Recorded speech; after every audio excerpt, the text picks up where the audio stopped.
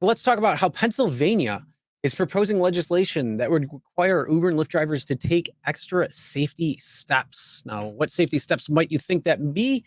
Oh, So they now, are talking about a number of things. no, this reminds me an absolute cab. Well, Yep. you know me, right? You know me for a lot longer than Show Me the Money. I've been saying Uber and Lyft are cab companies with an app. I don't know how long, for as long as I've been working at the at the Rideshare Guy. Roxy, thank you. So, proposed legislation in Pennsylvania. Yeah. Are you doing the Cybertruck yet, Roxy? You probably will. You're crazy. Doing rideshare with the Cybertruck. Proposed legislation in Pennsylvania would require Uber Lyft drivers to take Uber and Lyft drivers, us, to take extra safety steps for the rider. I was like, this is like a couple days ago, and I'm like, I'm kind of interested in that because, unlike, again, see, this goes to show, Chris, how uneducated these legislators are. Okay, from the federal level all the way down to the state level, all the way down to the city level. These people don't know. So it goes in Pittsburgh, a Pennsylvania lawmaker has proposed a new legislation aimed at increasing safety for passengers using rideshare apps like Uber and Lyft. Really? All right, let's see what it is. Mr. Brennan, you should call me, us, Sergio at the rideshareguy.com. I'll give you like a free 15-minute education. According to the memo written by Representative Tim Brennan, Democrat, 50% of all 18 to 29-year-olds and 24% of adults aged 50 and older have used rideshare services. Breaking news, Mr. Brennan. Yeah, but it seems like 0% from 30 to 50.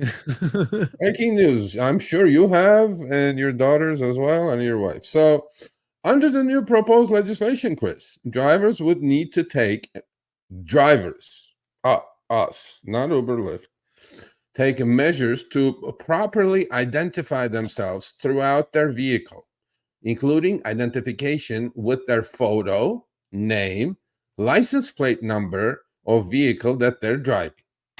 Okay, Mr. Brennan, have you ever been in an Uber, Mr. Brennan? When you order the Uber, you get these 3-4 things you're asking for, plus more information about the driver. And it stays on your app until you finish the ride. But let's assume you don't look at it. Now, this actually, last night I was like listening to Coast to Coast, and you were on it too, right? Coast to Coast drivers. Yeah, for a little bit. This may, Chris, slow down these fake account situations. You know what I'm saying? Because you have a physical driver in the car, and if the picture, you've been in a cab, right? I mean, in New York City, whatever. You have the placard with the driver picture, name, where they're from, all that stuff, the licenses and all that stuff, right? It's literally like right in front of the passenger seat on the dashboard. And if the drivers have to do that, first of all, are the drivers going to pay for all this stuff, right? Or should Uber and Lyft pay for it? Why wouldn't we pay for it? The rider already knows every one of these things that you're proposing in the law.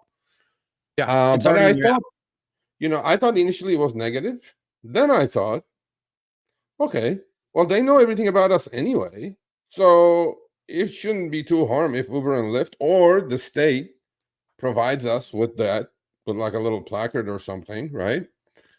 I don't mind putting it in the car because I know it will eliminate all these fake accounts. Because there are a lot of people driving on other people's accounts. But if you're forced to put this in there, face doesn't match that, that's a big problem. That may slow down actually the oversaturation problem I thought about. One thing I always say is work smarter, not harder. If you aren't using the Solo app, then you may be working harder. So let's change that. Download the app, link your accounts where you can manage your income, track your expenses, and project your taxes. Not only that, but you can plan by optimizing your time, make more, and even guarantee your daily pay with guaranteed earnings. Download Solo and begin to work smarter, not harder today. Link is in the description. All right, let's get back to it. I think it's going to be one of those things that they don't really need to worry about. I Well, mean, I think that the reality is that bad people are going to do bad things, whether they are there or not. And I think that how many people, when you pull up to your passenger's pickup point, how many people actually go look at the license plate, look at the driver, compare the picture, ask you, or like you figure out each other's names and make sure everybody's who they say they are. I mean, how often do they take every step? It's very rare that you see people actually doing that. And so having that in your car, what is the difference going to make?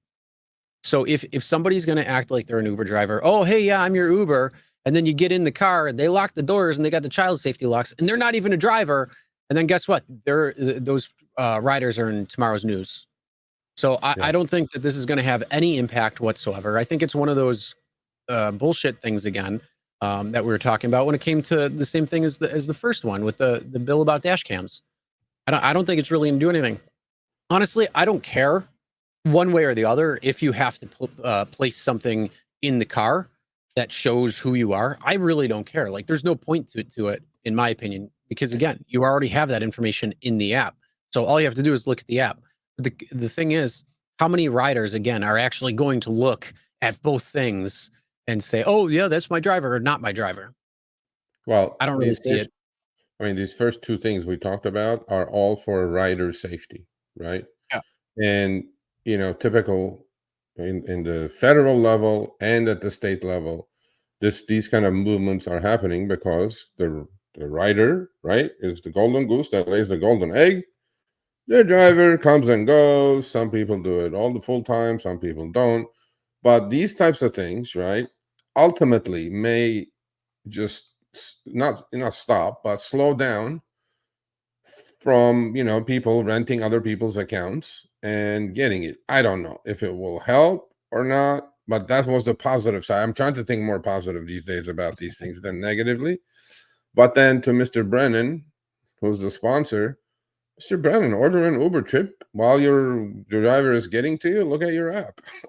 Look how much information. Just click on his picture or her picture. Look how Clearly, he much doesn't. information Yeah. you have there. You have a lot more information than their picture. You have how many trips they've done, how long they've been on the platform, their rating, the car color, the make, the model, all that stuff is there, Mr. Brennan. So I'm not sure. But this reminds me actually of of my New York cabs that I used to take. You have like a little placard.